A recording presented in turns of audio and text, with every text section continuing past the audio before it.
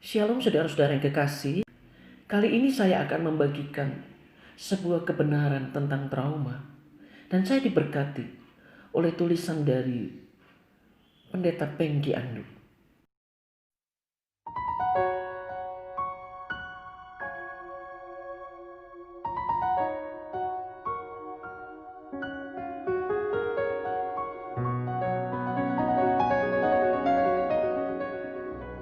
Anda tahu Oprah Winfrey?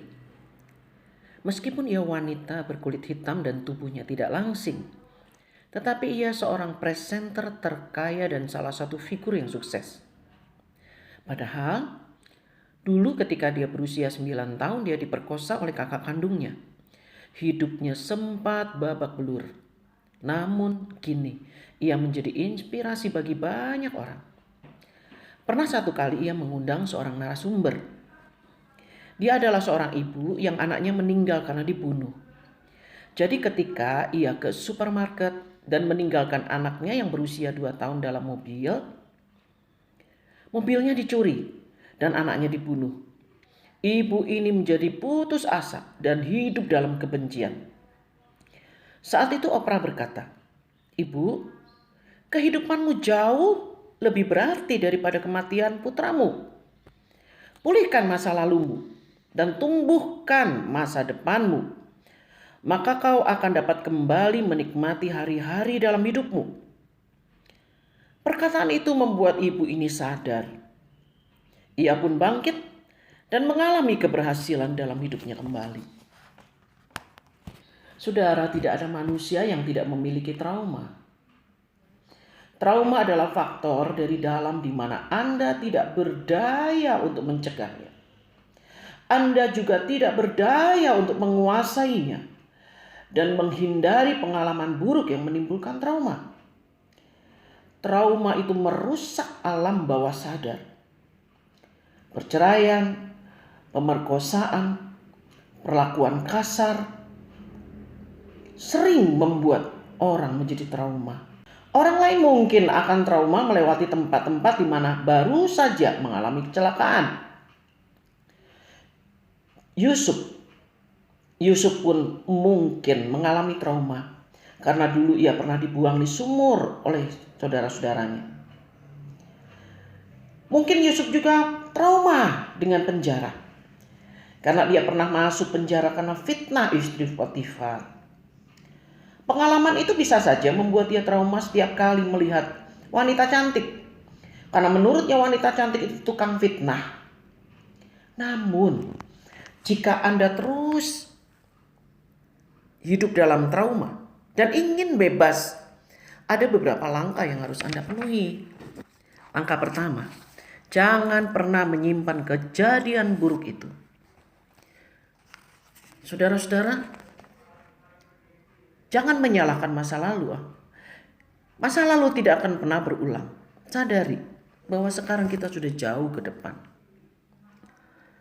Jika kita terus menyimpan kejadian buruk itu, maka itu akan berubah menjadi kekecewaan, sakit hati, dan dendam. Dan dendam itu harus dapat kita lepaskan. Di sini bukan persoalan bisa atau tidak bisa, tapi tergantung dari maukah Anda melepaskannya.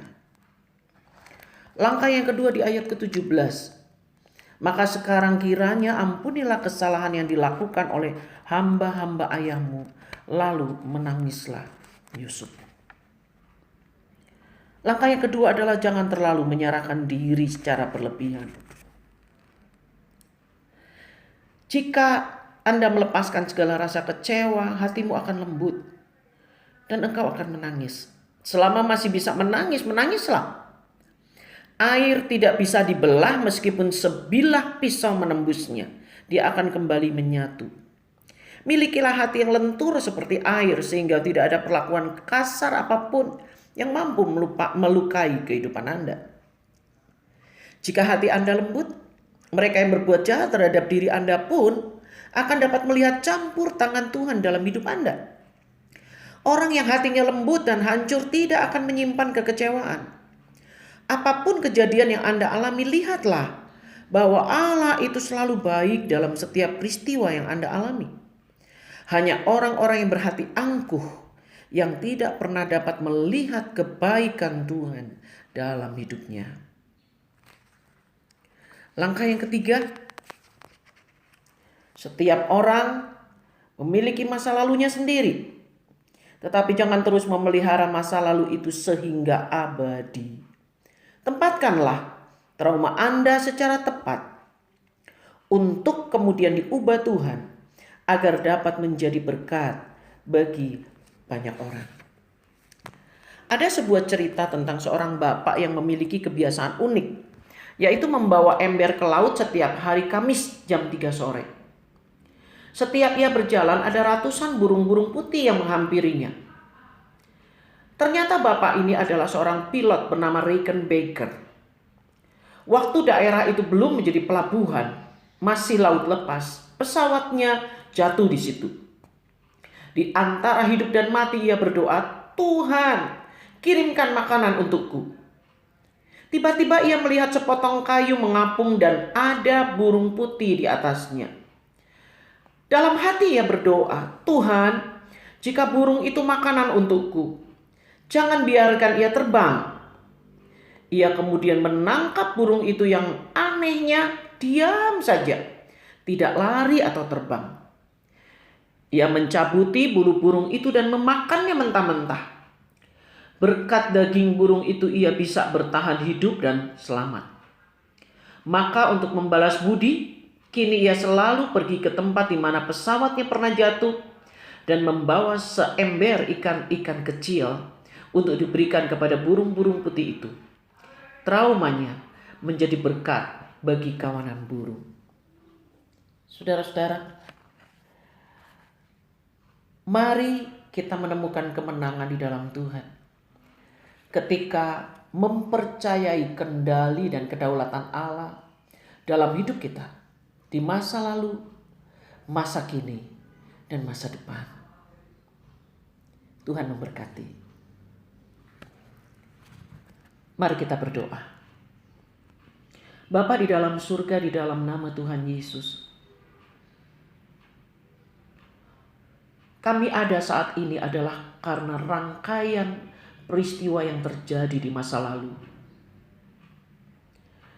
Dan Tuhan, Engkau tahu persis apa yang terjadi. Engkau mengenal dengan detail bahkan setiap peristiwa yang menyebabkan luka. Menyebabkan rasa takut, rasa dibuang, dikucilkan dan sendiri. Engkau tahu semua berkecamuknya perasaan berantakan di dalam hati kami. Tetapi Engkau bekerja di dalam cara-Mu yang penuh dengan keajaiban. Karena Engkau adalah Allah yang percaya bahwa setiap luka tidak akan diciptakan untuk menghancurkan anak-anak Tuhan. Setiap luka tidak akan membuat anak-anak Tuhan dikalahkan. Justru Engkau memakai setiap luka untuk menjadi alat mempersiapkan kami melayani Tuhan bagi orang-orang yang terluka. Bapa, kami mengaku kami tidak ingin hidup terus di dalam trauma. Karena trauma itu adalah trauma yang membuat seringkali kami jadi salah bersikap, salah berbicara, salah berpikir, dan salah menafsirkan segala sesuatu. Masalah-masalah yang terjadi di masa sekarang. Hari ini Tuhan, kami ingin menikmati kebebasan di dalam Engkau. Kami tidak mau menyimpan trauma itu di dalam hati kami dan menjadikan abadi di sana. Kami tidak mau menyimpan trauma itu sehingga dia mengeluarkan benih-benih yang salah dan tumbuh dengan hasil-hasil yang buruk. Kami mau Engkau mencabutnya Tuhan. Setiap pengalaman-pengalaman luka yang disebabkan oleh trauma dan menyebabkan benih-benih yang salah di dalam karakter kami, di dalam kepribadian kami, di dalam cara berpikir kami, perasaan kami, dan respon kami terhadap apapun. Kami minta Tuhan dengan hanya pertolongan-Mu, Engkau membebaskan kami. Cabut semua trauma itu di dalam nama Tuhan Yesus. Cabut trauma di dalam nama Tuhan Yesus. Oleh kuasa darah Tuhan Yesus, Kau mencabut trauma itu dalam nama Tuhan Yesus.